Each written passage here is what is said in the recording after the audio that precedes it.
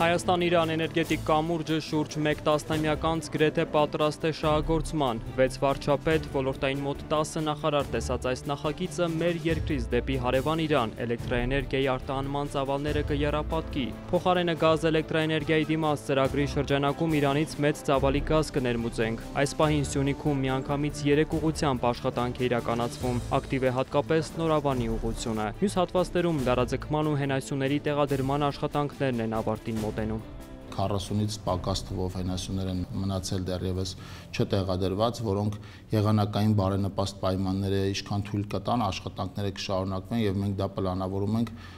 ավարտել այս տարվա տարեվերջին կամ գարունը վաղ եղանակներով պայմանավորված, զուգահեռաբար արդեն ասեցի լարաձգման աշխատանքներն իրականացվում եւ մեր պատկերացումը հետեւյալն է, որ այն 2026 թվականին հնարավոր կլինի միացնել մեր էներգահամակարգին։ Նախագիծը, որ վաղուց պետք է միացներ երկու երկրի էներգետիկ համակարգերը, անվերջ շինարարության փուլում էր իրանական կապալառու ընկերության ֆինանսական խնդիրների պատճառով։ Հետո գումարվեցին համավարակը, պատերազմը։ Ծրագրի բյուջեն 106.8 միլիոն եվրո է, որից 85%-ը Իրանի արտահանման զարգացման բանկի տրամադրած վարկային միջոցներն են։ 15%-ն է Sanir International-ի տրամադրած փոխառությունը։ Նախ ինքը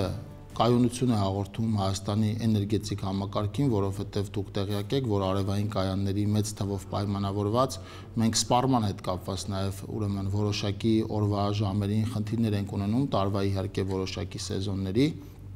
Դա պայմանավորված է հետևյալով, որ մենք մեր 2030 թվականի էներգետիկ ռազմավարությամբ սահմանված 1000 մեգավատ արևային կայանների թիվը ուրեմն արդեն մոտ ենք այդ ցուցանիշը կատարելու, դեռևս ռազմավարության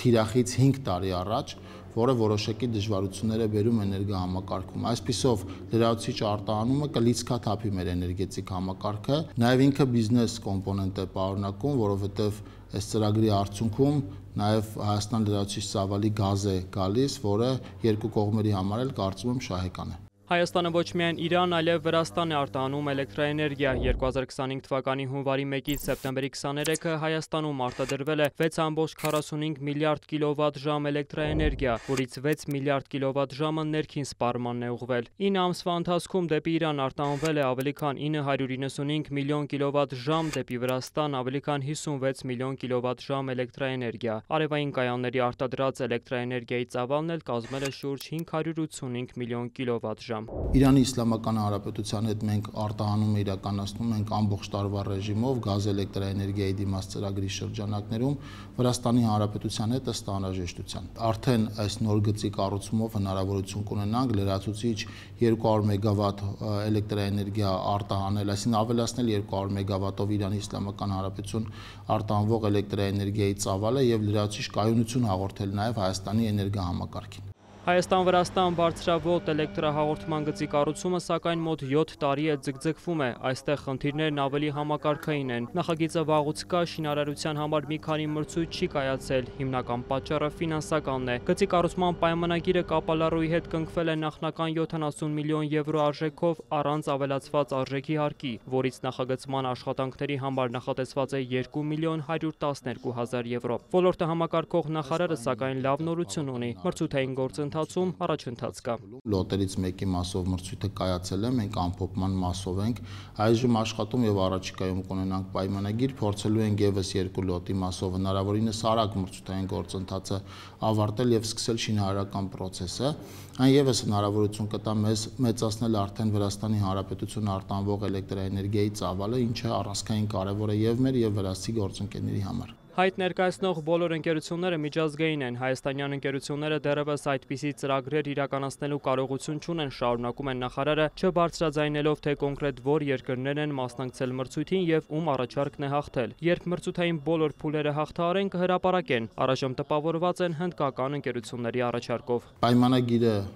բնականաբար կլինի ամբողջ աշխատանքի մասով մի քանի 100 միլիոն դոլարը կգերազանցի, որովհետև աշխատանքի ծավալը իրականում շատ մեծ է եւ այո, պիտի արձանագրեմ, որ վերջին տարիների ընթացքում այդ աշխատանքը ավելի թանկ է դարձել, ինչպես տարբեր ոլորտների այլ աշխատանքներ։ Ռեգիոնալ էներգետիկ կապերը բացառիկ կարևորություն ունեն Հայաստանի համար, ընդգծում են ոլորտի փորձագետները։ Հայաստան-Իրան բարձրավոլտ գիծը ոչ միայն տալիս է առևտրի հնարավորություն, այլ նաև ապահովում է անվտանգության լրացուցիչ երաշխիք։ Մասնավորապես Հայաստանի էներգոհամակարգի ռեժիմային լայն կարգավորումների հնարավորություն, ավելացնում է էլեկտրաէներգիա, գազ, բարտերային առևտրի հնարավորությունները։ Նույնը վերաբերում է Վրաստանի էլեկտրահաղորդման գծին եւ այստեղ Հայաստանը կարող է դառնալ հյուսիս-հարավ էներգետիկ միջանցքի մաս եւ ստանալ նոր մուտք դեպի մեծ շուկաներ։ Իրան-Հայաստան եւ Հայաստան-Վրաստան էլեկտրահաղորդման գծի կառուցումը ռազմավարական հանգույց է դառնալու հյուսիս-հարավ էներգետիկ միջանցքի ստեղծման համար։ Իրան, Հայաստան, Վրաստան, Ռուսաստան։ Փորձագետները ոչ միայն կարևոր են համարում տարածաշրջանային եւ գլոբալ էներգետիկ ցանցին մեր երկրի միանալը, այլև մատնանշում դրան նախորդող անելիքները։ Մեր ընդհանուր էներգոհամակարգի առանցքային փոփոխությունների համար պետք է մի քանի կարևոր միջոցառումների իրականացումներ։ Առաջինը դա ռեգիոնալ կապերի մեծացում, ինտեգրում, երկրորդ գոյություն ունեցող ենթակառուցվածքների, մասնավորապես վաշխման եւ էլեկտրահաղորդման համակարգերի վերազինումն է, երրորդ էներգոհամակարգի լոկալ տեղերում մեծացնել սպառման քանակը։ Այսինքն խոշոր արտադրական սպառումները պետության պարտադիր խրախուսական միջոցների ներգրավումով կառուցել այնպիսի տեղերում, որտեղ ունենք հենց արտադրություններ, այլ ոչ միայն Երևան եւ հարակից տարածքներում։ Եվ չորրորդ կարևորագույն լուծումներից մեկը դա կուտակիչային համակարգերի ինտեգրումն է մեր համակարգերին։ Սա, այսպես ասած, կդառնա մեր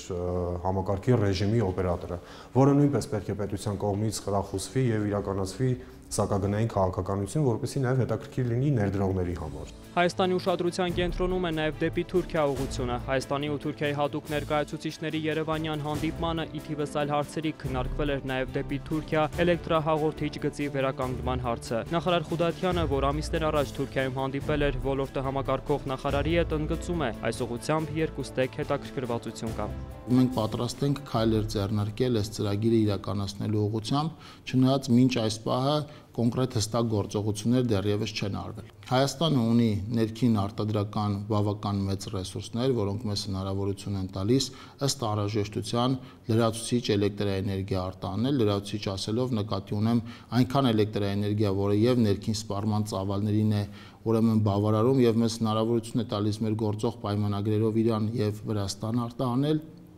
եւ նաեւ մեզ հնարավորություն է տալիս այլ երկրներ արտահանել։ Մենք բազմիցս տարբեր մակարդակներում հանդիպումների մասին ասում ենք այս ուրեմն մեր հնարավորությունների մասին, ակնկալելով, որ եթե դա գործընկերներին հետաքրքիր է, մենք կարող ենք քննարկել արդեն արտահանման տարբերակները, այդ թվում նաեւ նոր ենթակառուցվածքների կառուցման կամ եղածների վերականգնման մասով։ Հայաստանը մուտք է գործում էներգետիկ անկախացման փուլ, զուգահեռ ավելացնելով արտահանման կարողությունները։ Նախարարի գնահատականն է։ Մեծ ծավալի էլեկտրաէներգիայի արտադրում մեր ատոմակայանը, նոր ատոմակայանի կառուցման մասով քննարկման սեղանին տարբեր մոդելների առաջարկներ են։ Էներգոհամակարգում հաջողությամբ աշխատում են նաև ջերմակայանները եւ հիդրոկայանները։ Շուրջ 900 մեգավատ հզորությամբ Հայաստանում տեղադրված արևային կայաններ կան, որոնք կարողանում են նաև արտադրած հոսանքը վաճառել։ Եվ վերջապես 21-րդ դարում այսօր իրականությունն այն է, որ էներգետիկ անվտանգությունը չի սահմանափակվում միայն ներքին արտադրությամբ։